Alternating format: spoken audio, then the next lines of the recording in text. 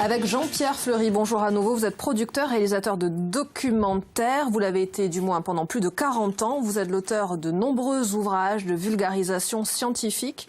On peut vous écouter sur France Bleu, RCFM pour parler de nature et d'animaux. Merci beaucoup d'avoir accepté cette invitation. C'est un de plaisir. nombreux ouvrages parus aux éditions Albiane. Voici ici Animaux de Corse, proposé par Jean-Pierre Fleury. Il y a également un ouvrage destiné aux poissons et un autre consacré aux oiseaux qui se trouvent juste devant vous.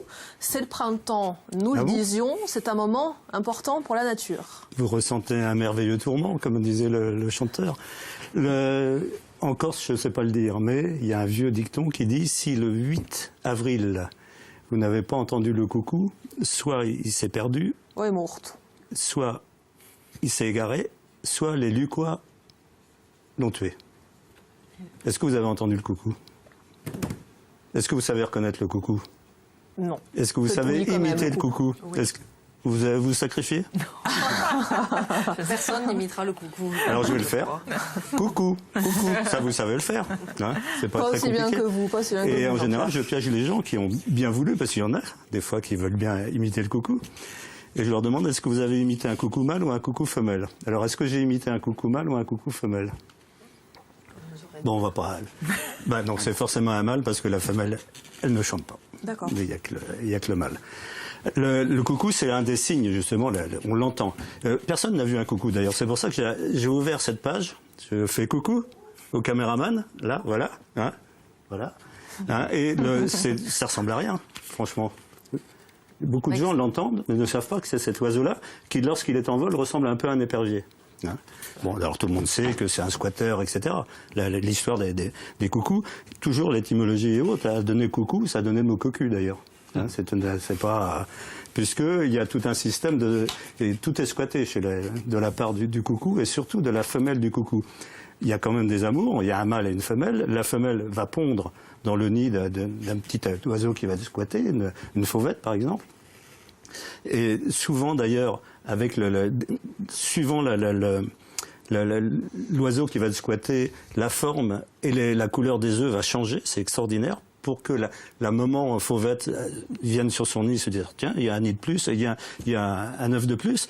Et nature toujours extraordinaire, c'est que la plupart du temps d'incubation des petits oiseaux, fauvettes et autres, c'est vers 18-20 jours. Là, le petit coucou, il va naître au bout de 13 jours simplement. Ça veut dire qu'il va virer les autres. Hein, il va prendre la place. Donc cette belle nature. Que pourriez-vous nous dire à propos de l'aigle royal? Ah, alors une bonne chose déjà, c'est que dans quelles circonstances? Est-ce que cet aigle est sur un emblème? Est-ce qu'il est tenu comme une enseigne? Ou est-ce que c'est un aigle qui est dans la nature? Un aigle qu'on retrouve dans la nature. Alors celui qui est dans la nature, on peut parler d'un aigle. Celui qui est... Avec son œil brun foncé. Voilà. Celui qui est sur les enseignes de Napoléon et bien sûr des Romains, c'est une aigle. Tout le monde, ça fait partie des bons pièges de la langue française. Je pense qu'il y a une raison, c'est que chez les rapaces, la femelle est un tiers plus grosse, donc plus puissante que chez le mâle. Donc, comme c'était la puissance qui était représentée par celui qui portait l'aigle, je pense c'est pour ça qu'on dit une aigle. Ce que je peux vous dire sur les aigles, c'est qu'en Corse, on a la chance d'avoir des aigles. Hein, qu'il n'y en a pas tellement, que le printemps, c'est plus l'émergence des petits, parce que chez les rapaces, surtout ces grands rapaces, le temps de la reproduction est très long. Ça commence pratiquement en novembre pour s'arrêter. Le petit aigle, s'il sort, va sortir vers le mois de juin. Hein, c'est un des temps les plus longs. Où l'aigle ne vit pas. Les oiseaux, c'est très souvent, à mes yeux et à mes oreilles, ce sont des fleurs qui volent et qui chantent. L'aigle, il glatit, hein, mais on ne l'entend pas, c'est pas tellement harmonieux. Alors qu'il y a beaucoup d'oiseaux, on le sait, le rossignol qui va arriver le 15 avril. Le 15 avril à 21h30. Hein. Pourquoi 21h30? Parce que quand il arrive, il commence à chanter, d'ailleurs, même quand il est là, c'est un oiseau de nuit, le rossignol. C'est un tout petit piaf qui ressemblerait à un rouge-gorge qui n'aurait même pas la gorge rouge, mais par contre, qu'est-ce qu'ils chantent bien? Au printemps, la plupart des animaux sont en habit de noces. Hein, ils s'habillent le dimanche. À chaque fois que je me suis marié, moi, non, ça n'a pas arrivé souvent, mais je me suis habillé propre. Les oiseaux aussi. Ils reprennent leurs plumes, leurs plus belles plumes, etc. Et aussi, ça c'est une chose de séduction. C'est pour dire à la femelle, je suis le meilleur, donc pour assurer la pérennité de notre petite espèce. Et aussi, bien sûr, il y a le chant. Un chant qui est une démonstration aussi de virilité, entre guillemets, et aussi une démonstration à l'encontre des autres mâles qui seraient sur le territoire. Parce qu'après, c'est moins romantique. Tout ce qu'il y a sur le territoire appartient à celui qui chante le mieux, si j'ose dire. Et qu'est-ce qu'il chante? À l'encontre des autres mâles. Si tu viens ici, c'est chez moi. Si tu viens, je te pète la gueule. Voilà. Que savons-nous du chat forestier? Est-ce que le chat forestier, c'est la même chose qu'au gâteau Alpe? Alors, oui et non. Vous m'auriez posé la question la semaine dernière, j'aurais dit oui et oui, ou non et non. Là, parce qu'on en parle beaucoup. Oui, de c'est pas un animal qui a été découvert. Il y a belle lurette que les gens, les bergers et autres, savent que cet animal existe. Il y a ce chat n'est en aucun cas, ni sur le continent ni ici, l'ancêtre du chat-chat à sa mère. Hein, c'est des chats qui ont été ramenés par les croisés. Avant de les croiser, il n'y avait pas de chat ici.